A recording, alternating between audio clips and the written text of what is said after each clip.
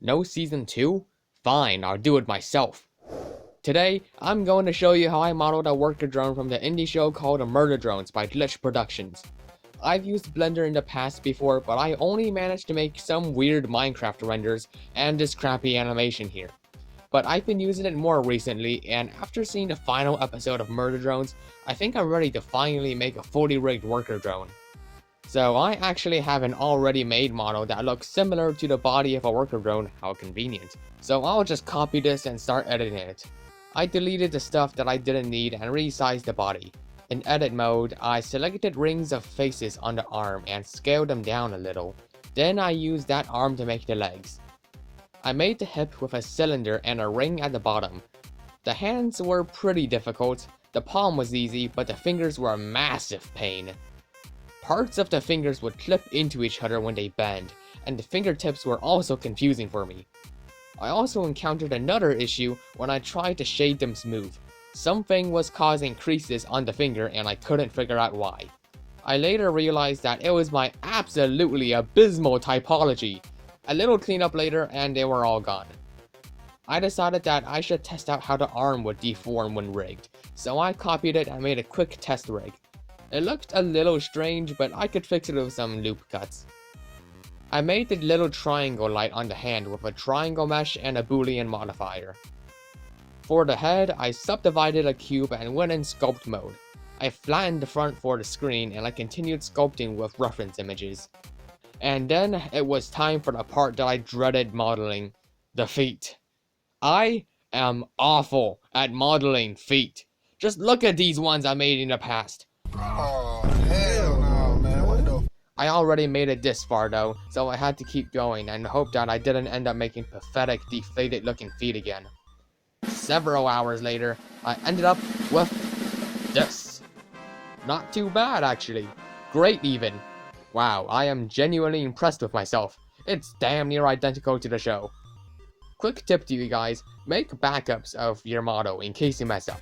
Duplicate whatever you're making every time you make a big change, so you only lose a little bit of progress instead of having to redo the whole thing. I messed up multiple times making the feet, and I had to go back to one of my backups. After finishing the feet, I added the materials to the body.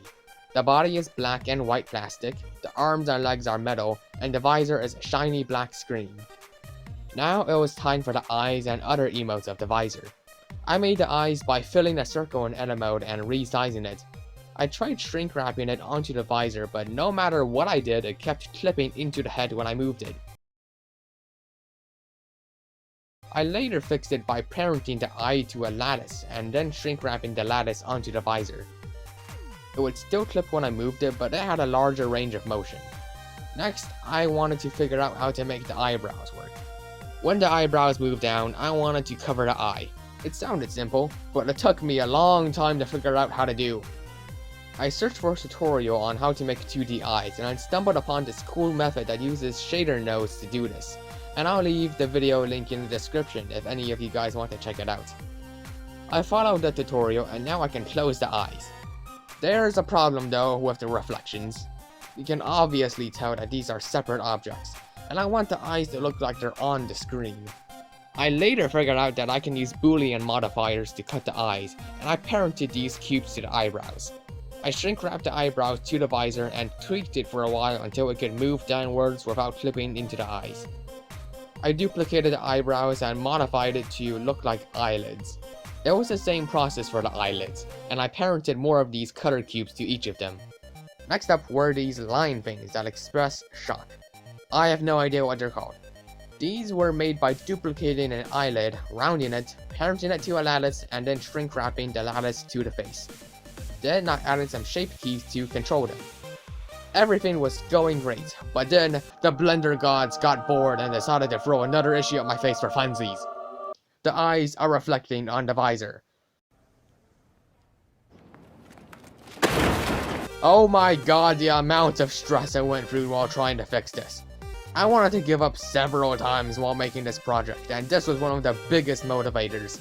I kind of fixed it by disabling reflections on the object's visibility options, but then it wouldn't reflect in mirrors, which I didn't want. At one point, I thought I had fixed it with the light path node in the shader editor, but I found out that this basically did the same thing as disabling the reflections, and I was back at square one. I never actually solved this issue, but I was able to at least make the reflections less noticeable by adjusting the shrink wrap modifier to be closer to the visor. I'm just gonna leave it at that and hope no one notices when it's rendered. Okay, now it's time for the face controls. I'm going to have all of the controls be cubes in front of the face because I hate looking through the outliner each time I need to move something that's hidden. I've used some Murder Drones fan models before, and in all of them, I had to dig through their faces to find where the eyebrows were, and it was really annoying for me. I made a couple of rectangles and parented every part that I wanted to control these. I also added these cylinders in front of their eyes and added a boolean modifier to the eyes, so that when these cylinders get scaled bigger, they get cut and look hollow. Now I can make a whole bunch of facial expressions. Worker drones, for some reason, have sharp teeth. I assume it's for in case you don't have a bottle opener.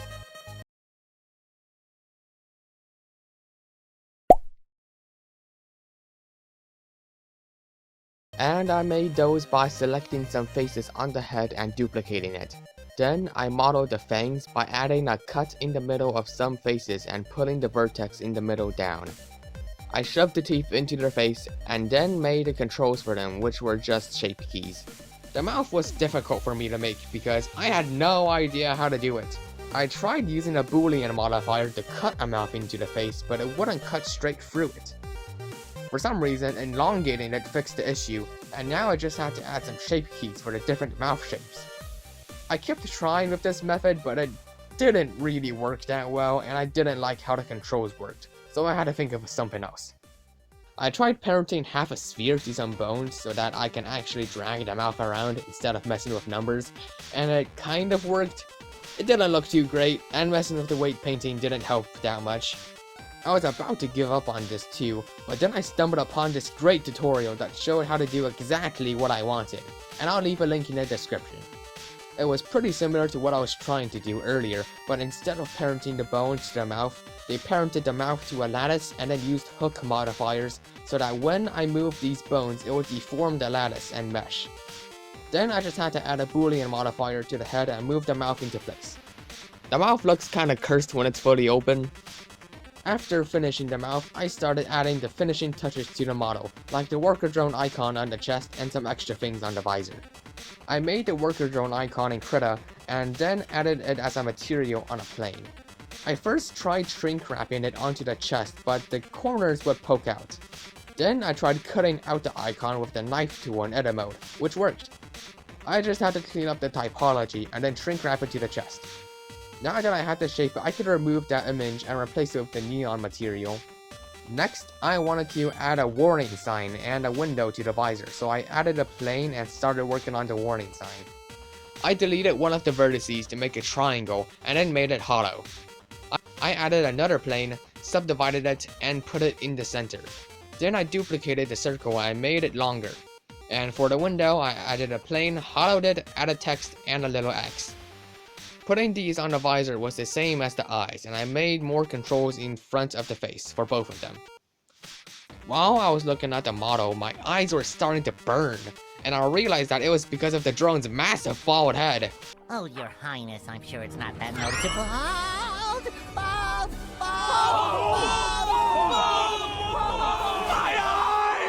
I slapped a couple of shapes together and bam, the hard hat was done.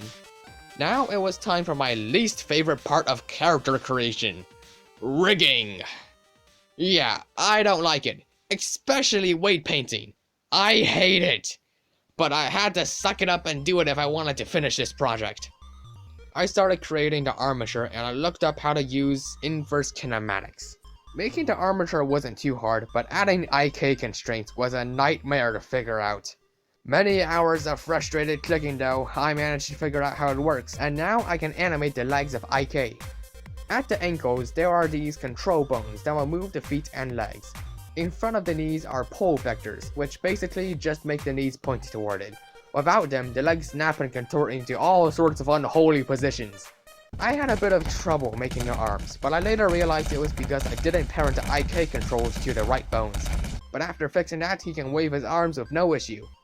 In the action editor, I created new actions for the fingers and then used action constraints on the bones. I configured them so that when I move these control bones on their Y location, they'll start the action I made. Many constraints later, I can now animate the fist with only 2 bones. I can also control individual fingers. This will save a lot of time on animation. Now here comes the scary part. Parenting the body to the armature. It could either be easy or it could be the most difficult and confusing part of the entire project, which it absolutely was. I started selecting parts that I was going to parent to the body and selected automatic weights, praying to the Blender gods that I didn't have to weight paint. And oh hey, would you look at that? It actually looks fine. Well, that's just one bone. Let's see if the other bones look. Oh! Whoop! Looks like I'll just have to hunker down and face my fears. I was already too far into this project and I couldn't just give up. I was so close to being finished. I just had to complete the rig and I'll finally be done. At the time, I knew pretty much nothing about weight painting. All I know was that red means the bone has full control, blue means the bone has 0 control, and everything in the middle represents varying degrees of influence. In the past, I would completely avoid weight painting by making robotic characters with individual body parts that didn't deform at all. There was lots of trial and error, but I did eventually kind of get the hang of it. Parts like the torso, arms, and legs were fairly easy and required minimal weight painting. The feet, however, pure frustration and suffering. Man, after making this project, I've gained a newfound respect for 3D artists. How do you guys do this? I encountered so many problems. Bones affecting too much, bones infecting not enough. I can't comprehend what's happening here, and the slightest weight difference that's barely visible. But I didn't give up. I kept trying and I managed to finish weight painting the feet. And oh my god, did it feel great! It's finally done! Look at it! Look at it! Look at it! Look at it! Look at it! I want all of you to look at it! Look at him move! Heck yeah! Feels great to have finished my biggest project yet. Well, now what? Guess I'll find out in the next video. Make sure you guys subscribe and leave a like if you want to find out too. If you guys enjoy what I make, consider supporting me on Kofi, which I'll leave a link in the description. Even if it's just a small amount, it helps me out a lot. Anyway, thanks for watching. See ya.